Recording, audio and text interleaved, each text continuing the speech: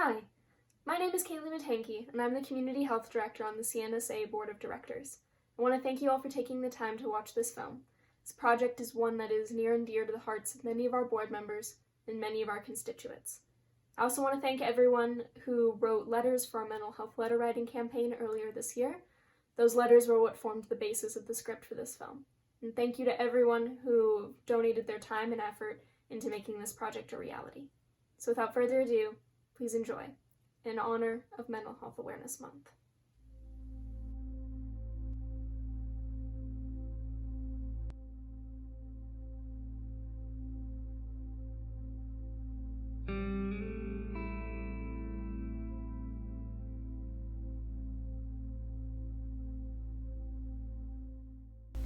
One in every 5 U.S. adults experiences mental illness each year. I've been struggling with mental health for a long time now, probably long before nursing school even started. I struggle with depression and mood swings. I have a family history of mental health issues, and it was always tough for me to see it growing up. I was in a really dark place in 2016. I attempted suicide and I ended up in the ER on a 5150. It was truly one of the hardest times of my life. I have been an anxious person for as long as I can remember. Looking back, I can't really remember a time that I didn't have constant anxiety, but it definitely got a lot worse when I started college. Before I got the help I so desperately needed, I had panic attacks. I would cry uncontrollably. I couldn't stop crying. I felt as if nothing were in my control. I'd become so fixated on things that weren't really that important, and I'd have thoughts of people hurting me or attacking me, and most of all, I felt alone. My dad and I did not get along because we shared different values in terms of faith. He is agnostic while I am Christian. This was tough for me because my dad would not come to church with me while I grew up. I remember pretty much throughout elementary school, my heart would beat really fast when we approached my school. Most of the time, I couldn't even tell you why. I was feeling anxious, just that I was. There was so much pressure and competition in my major that it was hard not to feel overwhelmed and hopeless in the face of it all. I ended up developing such a negative self-concept that it was an almost daily occurrence that my inner voice would start to tear at me until I began to spiral. 50% of all lifetime mental illnesses begin by the age of 14, and 75% by the age of 24. I had once told my mom that I thought I needed help. At the time I was in high school and I was dealing with a lot of stress with school and friends and a recent breakup.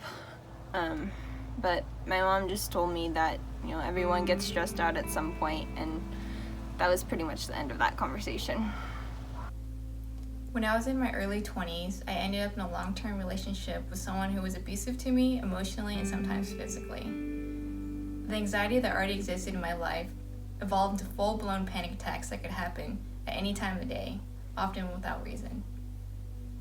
I just couldn't get away from the constant thoughts of you're not smart enough, you're not good enough, whatever it may be, you're not enough. And I remember this one time, my inner voice just saying to me, who do you think you are? Who are you that you think you'll be one of the successful ones? And that's what it was like to live in my head all of the time, just have these constant thoughts of failure. It became emotionally and physically exhausting. With the exception of hospitalization related to pregnancy and birth, mood disorders are the most common cause of hospitalization for all people in the United States under the age of 45. The staff in the ER treated me like an animal. To be treated subhuman when I was already in a fractured state of mind only made the situation exponentially worse. It fed into the feelings of not being worth it, not being enough, and thinking that nobody cares about me.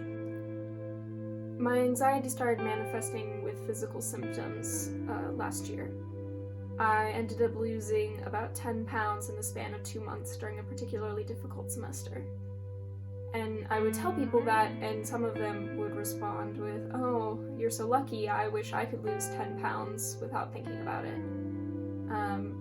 But for me, I didn't feel lucky. It wasn't a healthy weight change for me, and I just felt tired and weak and frail all the time. The average delay between the onset of mental illness symptoms and treatment is 11 years. I had finally considered going to therapy when someone told me that it's okay to take care of myself. My wonderful nursing professors told us in our first semester that it's okay, we can't take care of our patients if we can't take care of ourselves first. So I finally made the call to make an appointment in my second semester of the nursing program, which is also notorious for being the hardest semester. And it just so happens that we are also learning about mental health at this time too. If one person had shown me compassion during this time, it would have switched my mindset around. But instead, it reinforced feelings of self-hatred and doubt that surrounded my depression and anxiety. I just kept telling myself, oh, as long as I complete this goal, or as soon as I meet this milestone, then I'll be okay. Then I won't have anything to be anxious about, and it will all be fine. But then, when I did meet those milestones, and I did accomplish those goals, and I still had anxiety, and I was still struggling, I just ended up being mad at myself. Only 43% of U.S. adults with mental illness received treatment in 2018. I still remember making the call. I was shaking and crying in my car just before clinicals. I felt like I wasn't good enough, like I couldn't be a nurse. But I dialed the number and a kind voice answered. She asked me all the standard questions like, do you want to hurt yourself? Are you safe? Do you have a gun at home? And I got really scared thinking about those questions because I had to think about, did I want to kill myself? And I had thought about it before, but never would act on it. So I told her no and that I was safe. And she asked me some more questions and we got the appointments scheduled. And I instantly felt happier and I felt that weight lift off my shoulders. When I went into nursing school, I actually focused one of my research papers on this very topic, the negative attitudes that surround suicide. I focused on this because of the stigmatization that I experienced during my breakdown. I think the important thing to remember is that life is not black and white. It's not like everything is completely perfect or else it's completely terrible. You can have both. You can have struggle and you can have mental health challenges, and at the exact same time you can have a life that is good and that is full of love and joy. At first, I didn't want to tell anyone I was going to therapy. I knew it was okay to take care of myself, but I just didn't think they would understand, like, especially my parents. But after a few appointments and becoming more comfortable with it, I did tell my mom and dad, and they were actually very understanding. And so even though I felt alone like this whole time, I actually had friends and family who've always loved me.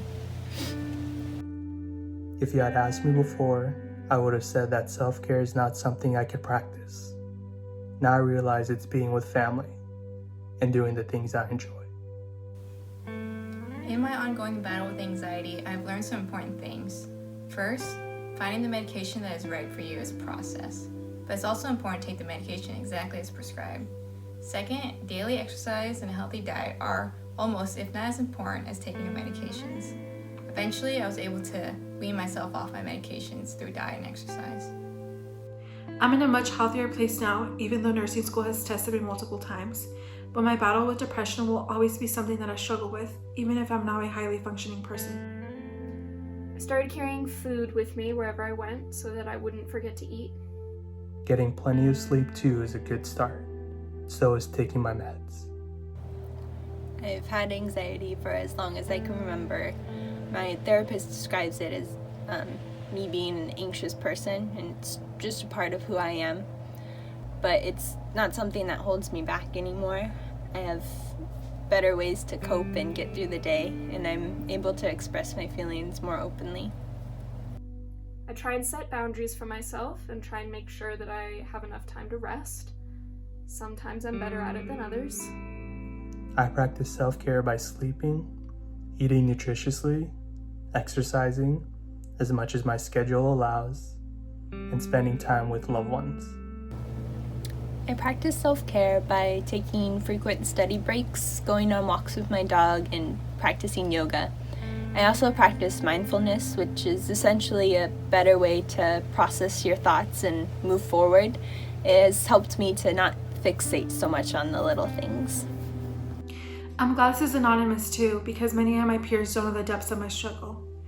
It's hard to disclose this information to someone who doesn't share a similar experience or isn't close to someone who has. I've had many people indirectly imply or tell me that I have it all together, and I'm glad that that's how it appears because I work hard to maintain that image and give people that perception. Listen to your parents, listen to yourself, do what is right. No one should feel shame for having challenges, and no one should feel like they can't reach out for help. It's important to always keep in mind that you never truly know what's going on with someone underneath the surface. It's so important to always be kind and non-judgmental. I will always have to manage my anxiety, but I do not have to suffer from it. I used to always think I could get things done and succeed by sheer force. But the older I get, the more I see I am most successful and most productive when I am balanced, content, and feeling like all my physiological and social needs are being met. I hope that anyone out there struggling with mental health gets the help that they need. I hope more and more people are able to talk about this and that we end the stigma that kept me from getting help for so many years.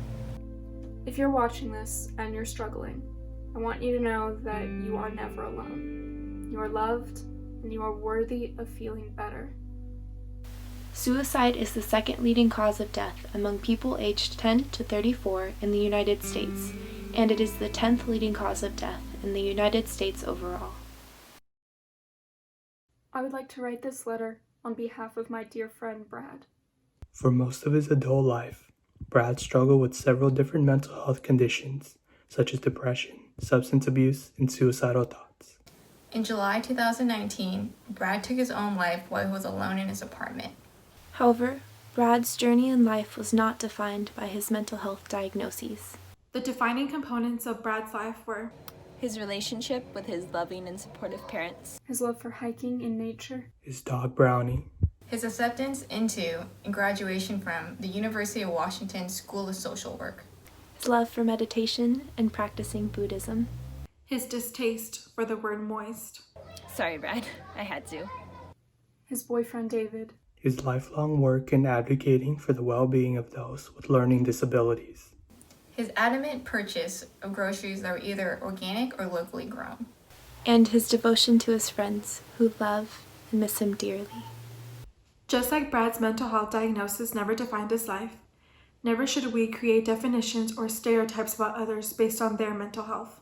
If Brad is hearing this, from wherever he may be, I want to thank him for teaching me this lesson in my own life. I miss you, buddy.